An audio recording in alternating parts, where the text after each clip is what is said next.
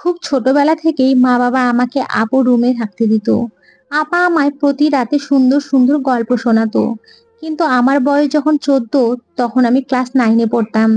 তারপর থেকে আমার আপা আমাকে তার রুমে থাকতে দিত না। আপা বলতো, তোর এখন বয়স হয়েছে, তুই তোর নিজের রুমে ঘুমা। আমার তখন কিছুই ভালো লাগতো না। একদিন আমি সন্ধ্যা হতেই আপার রুমের খাটের নিচে শুয়ে রইলাম। রাত যখন গভীর হলো, আপা তখন ঘুমে বিভোর।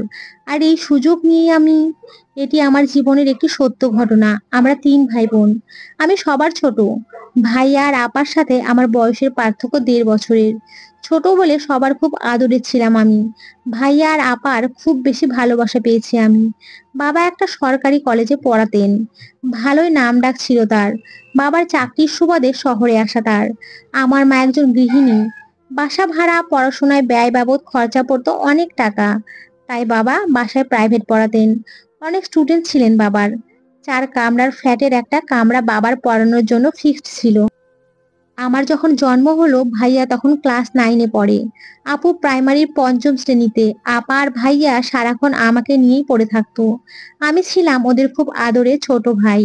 আমার মিরাজ নামটা আমার ভাই রেখেছিলেন। আমার আপুর নাম শামিমা। ভাইয়া অন্য সব ছেলেদের মতো বাইরে যেত না। কোনো আড্ডাও করতে কখনো দেখা যায়নি তাকে। পড়াশোনায় ব্যস্ত থাকতেন সারাক্ষণ। আর বাকি সময়ে আপু আমাকে নিয়ে সময় কাটাতো। আপা খুবই শান্ত স্বভাবের ছিলেন। আপা অনেক সুন্দরীও ছিলেন। আগুন সুন্দরী যাকে বলে। আপাকে যে কোনো ছেলে একবার দেখলেই বিয়ে করতে চাইবে চোখ বুজে। আপা দেখতে বাবার মতোই হয়েছিলেন। বাবার উচ্চতা, গায়ের রং, চেহারা সবই আপার মধ্যে ছিল। ভাইয়ার মতো আপাও পড়াশোনায় খুবই ভালো ছিলেন। আমার আম্মা খুব সাধারণ একজন মানুষ। নিজের ভালো মানুষও বটে। তার সন্তান আর সংসার নিয়েই তিনি পড়ে থাকতেন। আমি আর ভাইয়া বাবার উচ্চতা ছাড়া বাকি সব দিকে আম্মাকে নকল করে এসেছিলাম। আমার গায়ের রং কিছুটা চাপা ছিল। অন্যদেরও তাই। বাবা ছিলেন প্রচন্ড রাগী, গম্ভীর আর চুপচাপ একজন মানুষ। বাবাকে খুব কমই হাসতে দেখেছি আমি। ভাইয়া আর আমি বাবাকে অনেক ভয় পেতাম। তবে আপা বাবাকে ভয় পেতেন বলে মনে হতো না। বাবা আসলে আপাকে অনেক বেশি ভালোবাসতেন। আপা ছিল বাবার গল্প করার সঙ্গী। আপা বাবাকে রোজ সকালে খবরের কাগজ পড়ে শোনাতেন। বিভিন্ন খবর নিয়ে আলোচনা করতেন দুজনে। আমি আর ভাইয়া বাবার চোখ এড়িয়ে চলতে পারলেই বাঁচতাম। তবে আম্মা আর বাবার মধ্যে খুব মিল ছিল। বাবা এত রাগী হওয়া সত্ত্বেও কখনো আম্মার সঙ্গে উচ্চস্বরে কথা বলেননি। বাবা কোনো কাজ করার আগে আম্মাকে জিজ্ঞেস করতেন, তুমি কি বলো, এটা করলে ভালো হবে তো? আম্মাও বলতেন, তুমি যা ভালো বোঝো তাই করো। আহা, তোমার কি মত? আর আপা যখন একটু বড় হলেন, আম্মা আব্বা দুজনে আপার সাথে পরামর্শ করতেন। বাবা খুবই বুদ্ধিমান ছিলেন ছোট থেকেই। আমার বয়স যখন 7 বছর পেরোলো, আম্মা অসুস্থ হয়ে পড়লেন। পরপর 3বার অপারেশন করা হয়। আম্মার দায়িত্ব এসে পড়ে বাবার উপরে। সে বছর আপার আর স্কুলে যাওয়া হয়নি। 1.5 বছর লেট হয়ে যায় আপার। মাও অপারেশনের রোগী, তার উপরে আরো নানা জটিলতায় বেড রেস্টে যেতে হলো তাকে। আপা তখন এক হাতে সব সামলাতেন। দাদা বাড়ির দিকে কেউ ছিল না। দাদা দাদি বেঁচে নেই। আর বাবা একমাত্র সন্তান ছিলেন তাদের। আর নানা নিজে অনেক অসুস্থ। আপা আমার দেখাশোনা, মায়ের দেখাশোনা করতেন। বাবা একটা কাজের মহিলা রাখলেন, রান্না বাড়া আর বাকি কাজ করার জন্য। আমার খাওয়া, ঘুম, গোসল সব আপার দায়িত্বে ছিল। মাকেও দেখতে হতো। তখন থেকে আপার সাথে আমার গভীরতা আরো বাড়লো। রাতে আপার সাথেই আমি ঘুমোতাম। আপা আমাকে বিভিন্ন গল্প শোনাতো। আর আমি গল্প শুনতে শুনতেই ঘুমিয়ে যেতাম। আপার হাতে ছাড়া ভাত খেতাম না। সারাক্ষণ আপার সাথেই থাকতাম। আমার বিন্দুমাত্র অযত্ন করেনি। মায়ের পুরোপুরি সুস্থ হতে প্রায় 2 বছর লেগেছিল। আমি ততদিনে আপার ভক্ত হয়ে গেছি। আপাকে ছাড়া ঘুম, খাওয়া দাওয়া, গোসল কিছুই হতো না আমার। মা অসুস্থ হওয়ার পর আমি আমার মায়ের সাথে ঘুমাতে যাইনি। আপা স্কুলে চলে গেলে বারান্দায় দাঁড়িয়ে থাকতাম। কখন আপা আসবে সে অপেক্ষায়। মা আমাকে গোসলের জন্য নিতেই পারতেন না। মায়ের হাতে খেতামও না। মাঝে মাঝে ভাইয়া বুঝিয়ে খাওয়াতেন। মায়ের অসুস্থতা মায়ের সাথে আমার দূরত্ব বাড়িয়ে দিয়েছিল অনেকটা। আপাও আমাকে ছাড়া বেশিক্ষণ থাকতে পারতেন না। স্কুল ছাড়া কোথাও যেতেন না। আমাকে ছাড়া আপা কোনোদিন খেতেনও না। আমি না ঘুমালে আবার ঘুম আসতো না। আমার মাথার চুলগুলো ছোটবেলা থেকেই সুন্দর ছিল। বাবা খুব যত্ন করতেন আমার চুলের। আমাকে খাওয়ানো শেষ করে তবেই আপা খেতেন। আপা তার হাত খরচ আর টিফিনের টাকা জমিয়ে রাখতেন। সেই টাকা দিয়ে আমার জন্য জিনিসপত্র কিনতেন। আপা নিজে সাজতো না কখনো, কিন্তু আমাকে সাজাতেন। আমি খুব চঞ্চল ছিলাম, সারাক্ষণ ছোটাছুটি করতাম, জিনিসপত্র নষ্ট করতাম। আপার জন্য আমাকে কেউ কিছুই বলতেও পারতো না। আপা পাশে না থাকলে ঘুমাতাম না বলে আপা আমাকে ঘুম পাড়িয়ে রাত জেগে পড়তেন। আমাকে আপা রোজ একটা করে গল্প বলতেন, বলতেই হতো, তা না হলে জেদ ধরতাম ঘুমোবো না। আপার কাছে রোজ আবদার করতাম কবিতা শোনানোর জন্য। কেন জানি খুব ভালো লাগতো, আবার কষ্ট হতো। বাবাকেও খুব বেশি ভয় পেতাম। বাবা যখন ছাত্রদের পড়াতেন তখন দরজার পাশে গিয়ে দাঁড়িয়ে থাকতাম। কখনো বাবার সাথে চোখাচোখি হয়ে গেলে দিতাম ভূত করে দৌড়। পড়াশোনার হাতে খড়ি আপার হাতেই। একটু যখন বড় হলাম, স্কুলে ভর্তি হলাম, বাবা মাঝে মাঝে বলতেন তার কাছে বই খাতা নিয়ে যেতে।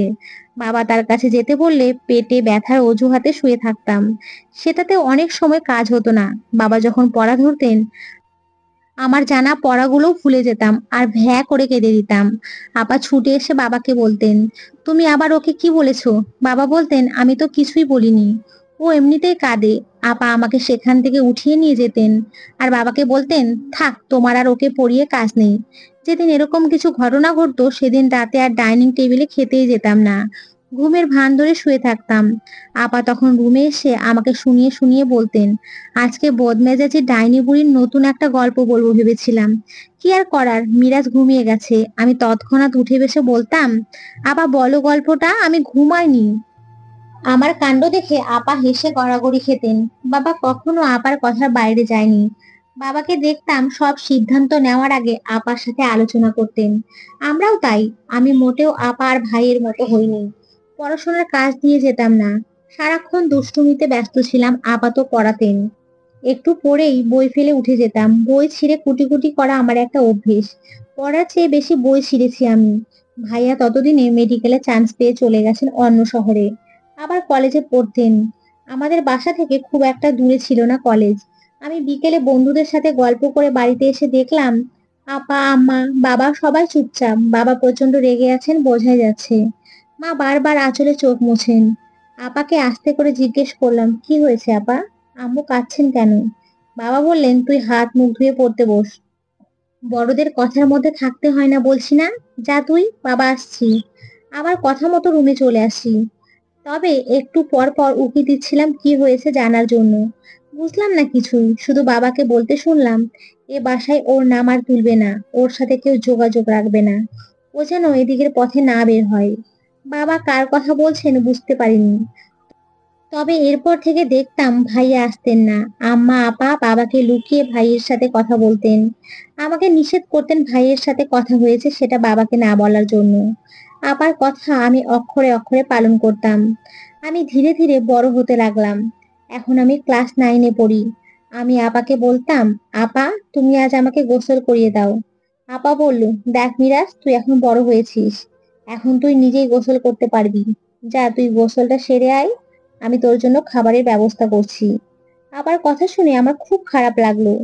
আমি বলেছি, আপা আমি গোসল করব না, ভাতও খাবো না। আপা বলছিল, কেন, কি হয়েছে? তুমি জানো না কি হয়েছে? ইদানিং দেখছি তুমি আমায় আগের মতো স্নেহ করো না। গোসল করিয়ে তারপর আমাকে নিয়ে ভাত খেতে বসতেন, আর এখন কিছুই করো না। আমাকে তুমি দিন দিন দূরে ঠেলে দিচ্ছ কেন আপা? আমার যে তোমায় ছাড়া কিছুই ভালো লাগে না। আপা বলল, তুই বড় হয়েছিস, এখন তুই নিজে নিজে সব শিখে নি। বিয়ের পর তো আমি শ্বশুর বাড়ি চলে গেলে তখন তো গোসল খাওয়া দাওয়া তোকে নিজেই করতে হবে। আমি আপার কথা শুনে আপাকে বললাম, আমি তোমাকে কোনোদিন শ্বশুর বাড়ি যেতেই দিব না। আমাকে ছেড়ে চলে গেলে আমি কিন্তু মরেই যাব বলে দিলাম। আমি এইসব বলতে বলতে কান্না করতে লাগলাম। আপা বলল, ঠিক আছে, কান্না করিস না, চল তোকে গোসল করিয়ে দেই। আপা যখন আমায় গোসল করিয়ে দিচ্ছিল তখন আমার কেমন জানি লাগছিল। আমার শরীরটা ঘামতে শুরু করলো। আপা জিজ্ঞেস করলো, কি রে, তোরে গোসল করালাম, তারপরেও তুই এভাবে ঘামতে আছিস কেন? আমি আমার ভাইয়ের কথা শুনে অবাক হলাম। মিরাজ এসব কি বলছে? মিরাজ তো কোনোদিনও এই কথা বলেনি আমাকে, আজ কেন বললো? আমি বুঝতে পারছিলাম ভাইয়ের মনে কি চলছিল। যাই হোক, তাকে গোসল করিয়ে ঘরে এসে খাবার দিলাম। আমি বললাম, নে এবার খেয়ে নে। মিরাজ বলল, না আমি খাবো না। কেন খাবি না? নিজের হাতে খেয়ে নে। আমি বললাম, আপা তুমি তোমার হাত দিয়ে ভাত খাইয়ে দাও। তোমার হাত দিয়ে ভাত না খেলে আমার পেট ভরে না। আমি এভাবে আপার সাথে ঘনিষ্ঠ হতে লাগলাম। আর একটা সুযোগ খুঁজছিলাম কিভাবে পাওয়া যায়। আমার কিছু করার ছিল না, ছোট ভাইয়ের বায়না আমি কিছুতেই ফেলতে পারলাম না। তাকে নিজের হাতে ভাত খাইয়ে দিলাম। রাতে পড়া শেষ করে আবার রুমে গিয়ে শুয়ে পড়লাম। মিরাজ, তুই এখন থেকে তোর নিজের রুমে ঘুমাবি। তোর রুমে যা মিরাজ। কেন আপা, আমাকে কেন এইভাবে তাড়িয়ে দিচ্ছ? আমি তোমার রুমে ঘুমোবো। বুঝেছি, এখন তুমি আগের মতো আমাকে গল্প শোনাও না, তোমার রুমে থাকতে দাও না। এটার কারণ এখন আমি তোমার বোঝা হয়ে গেছি। আরে না ভাই, তুই আমার কাছে কোনো দিনই বোঝা হবি না। তুই বুঝিস না কেন? তুই এখন বড় হয়েছিস। আমি কিছু বুঝি না? আমি এখানে থাকবো না। আমার একা একা ঘুমাতে ভয় লাগে। আপু তখন বলল, তোরে আমি বোঝাতে পারলাম না, ঠিক আছে? তাহলে চুপচাপ ঘুমাবি। আমি মনে মনে ভাবলাম, ও হয়তো ছোটবেলা থেকে আমার আদরে বড় হয়েছে, তো তাই এখন আর আমাকে ছাড়া থাকতে চায় না। কিন্তু আমার এই ধারণা সম্পূর্ণ ভুল ছিল। আমার ভাই যে দিন দিন এত দুষ্টু হয়ে যাবে তা আমি ভাবতেই পারিনি। আমি একদিন মিরাজকে দেখলাম স্কুলে একটা মেয়ের সাথে গল্প করছে। আমি ভাবলাম এই বয়সে ভাইটা মেয়েদেরকে নিয়ে গল্প করে। মিরাজ যখন বাড়িতে ফিরলো আমি তাকে জিজ্ঞেস করলাম, তুই মেয়েদের সাথে গল্প করিস কেন? সে বলল, আপা আমি একটা ইংরেজি ট্রান্সলেশন বুঝি নাই, আর তাই আমার বান্ধবীর কাছ থেকে ট্রান্সলেশনটা বুঝে নিলাম। মিরাজ আমার সাথে কথাটা মিথ্যা বলেছে। আমি আজ তাকে বললাম, মিরাজ, আজ থেকে আমার রুমে তোর থাকা বন্ধ। কারণ ইদানিং দেখছি তুই কেমন জানি হয়ে গেছিস। তোর নজর ভালো না। আমার রুমে থাকতে পারবি না। তখন সে আমার সাথে রাগ দেখিয়ে বলল, ঠিক আছে ঠিক আছে, আমি তোমার রুমে আর থাকবো না। কিন্তু মিরাজ তা মুখে রাগ দেখিয়েই বলেছিল। আর রাতে সে আমি শোয়ার আগেই খাটের তলায় লুকিয়ে পড়লো। এটা আমি কিছুতেই জানতাম না। আমি মিরাজকে খুঁজতে লাগলাম। মিরাজ, তুই কই গেলি? মিরাজের রুমে গিয়ে দেখলাম মিরাজ নেই। মিরাজ তো আমার ঘরে খাটের নিচে শুয়ে রইলো। তা আমি দেখিনি। আমি মাকে জিজ্ঞেস করলাম, মা, মিরাজ কোথায়? মা বলল, মিরাজ তো আজ বলে গেল তোর ফুপুর বাড়িতে যাবে, আজ আসবে না। আমি মনে করলাম মিরাজ কি আমার সাথে রাগ করে চলে গেল। কিন্তু মিরাজ যায়নি। মিরাজ আমার রুমে খাটের নিচে শুয়ে আছে। কেন শুয়ে রইলো তা জানতে পারবেন এবং আমার সাথে কি করতে চায়। মার কথা শুনে আমি ভাবলাম হয়তো মিরাজ তার ফুপুর বাসায় চলে গেছে। আর তাই আমিও নিশ্চিন্তে ঘুমিয়ে পড়লাম। আমি যখন ঘুমিয়ে পড়লাম তখন মিরাজ খাটের তল থেকে ধীরে ধীরে আমার কাছে বসলো। মিরাজ দেখলো আমি ঘুমে বিভোর হয়ে রয়েছি। মিরাজ তখন ধীরে ধীরে আমার কাছে বসলো। তারপর আমার পাশে শুয়ে পড়লো। ঠিক তখনই শোকেসের উপর থেকে বিড়াল লাফ দিয়ে টেবিলে পড়তেই একটা শব্দ হলো। শব্দটা শুনেই আমি লাফ দিয়ে উঠলাম এবং ভয় পেয়ে যাই। তখন দেখলাম মিরাজ আমার কাছে শোয়া অবস্থায়। মিরাজ ঘুমের ভান করে শুয়ে রইলো। আমি তখন মিরাজকে বললাম, এই মিরাজ, তুই আমার রুমে কি করে এলি? আমি তো দরজা লক করে ঘুমিয়েছিলাম। তাহলে তুই এখানে কি করে আসলি? আমার তো মাথা কাজ করছে না। মিরাজের উদ্দেশ্যটা কি আমি তা খুঁজে বের করার জন্য আমি মিরাজকে বললাম, তুই আমার রুমে কি করে আসলি? সে তখন বলল, আপা তুমি যখন বলছিলে আজ থেকে আর আমাকে তোমার রুমে থাকতে দেবে না, তখন বুদ্ধি করে আমি শুয়েছিলাম। কারণ তোমার রুম আমায় জাদু করে ফেলেছে। তোমার এই রুমটা ছাড়া আমার ঘুম আসে না। এইসব বাজে কথা রেখে যা ঘুমাতে যা তোর রুমে। আমি বললাম ঠিক আছে। পরের দিন আমি ভাবলাম আজ আমার যে করেই হোক আপা রুমে থাকতেই হবে। আর আমার হিসাবটা সেরে নিতে হবে। আমি আজ সন্ধ্যা হতেই আবার রুমে আগে থেকে আলমারির পেছনে লুকিয়ে পড়লাম। কারণ এখন আর আপা আমাকে তার রুমে থাকতে দেয় না। আপা বলে আমি নাকি বড় হয়ে গেছি তাই। আপা তখন খাওয়া দাওয়া শেষ করে আবার রুমে ঘুমাতে এলো। রাত যখন গভীর হয়, আপা যখন ঘুমিয়ে পড়লো, আমি আলমারির পেছন থেকে আস্তে করে বেরিয়ে আসলাম। আমি ধীরে ধীরে আপুর খাটে গিয়ে শুয়ে পড়লাম। আপু তখন গভীর ঘুমে ঘুমোচ্ছে। এর মধ্যেই হঠাৎ আমি লক্ষ্য করলাম রুমে জানালা দিয়ে একটি ছেলে পিস্তল হাতে নিয়ে জানালাটা এক ধাক্কায় ভেঙে দিল। তার হাতে অনেক শক্তি ছিল। আমি তখন ঘুমের ভান করে শুয়েছিলাম আপুর পাশে। ছেলেটি এসে আপাকে আঘাত করবে, এই মুহূর্তেই আমি তার পিস্তলটা হাতে ধরে ফেলি। তখন ছেলেটি আমায় এক ধাক্কা মারলো। আমি আপার উপরে পড়ে গেলাম। আপা তখন জেগে গেল। ছেলেটি আমাকে তুলে একটা থাপ্পড় মেরে দেয়ালে ফেলে দিল। আমি তখন একটা পাথরের বল দিয়ে ছেলেটির মাথায় আঘাত করলাম। ছেলেটি তখন দৌড়ে পালিয়ে গেল। ছেলেটি আপার ক্ষতি করতে এসেছিল। কিন্তু ভাই হিসেবে আমি আপনাকে ছেলেটির হাত থেকে রক্ষা করলাম। আমি মাথায় একটু আঘাত পেলাম। আপা তখন বলল, এটা কেমন করে হলো? আর তুই আজও আমার রুমে? আপা, তুমি আমাকে অযথাই সন্দেহ করছো। আমি তোমার ঘরে কেন থাকতে চাইতাম জানো? তোমাকে পাহারা দেওয়ার জন্য। আর তুমি আমাকে ভুল বুঝতে, কিন্তু আমি জানতাম তোমার উপরে এমন হামলা হবে, আর তাই তোমাকে রক্ষা করতেই আমি এরকম করি। তুমি জায়গা না দেওয়া সত্ত্বেও আমি লুকিয়ে তোমার রুমে থাকতাম। তার একটাই কারণ, আমি তোমার ক্ষতি হতে দেব না। তোমার যদি আজ কিছু একটা হয়ে যেত, তাহলে আমিও মরে যেতাম। কারণ মায়ের আদর দিয়ে তুমি আমায় বড় করে তুলেছো। আমি তোমাকে ছাড়া কেমন করে থাকি? আপা তখন আমাকে জড়িয়ে ধরে কান্না শুরু করলো আর বলতে লাগলো, তুই আমাকে এত ভালোবাসিস, আজ তোর নিজের জীবন বাজি রেখে তোর বোনকে বাঁচালি। আমি হাউমাউ করে কান্না করে বললাম, আপা, আমি তোকে কিছুতেই হারাতে দেব না। যেদিন ওই ছেলেটি আমাকে হুমকি দিয়ে বলেছিল তোর বোনকে বিয়ের প্রস্তাব দিয়েছিলাম, আর তাই তোর বোন আমাকে থাপ্পড় মেরেছিল, এর প্রতিশোধ আমি তোর বাড়িতে গিয়ে নেব।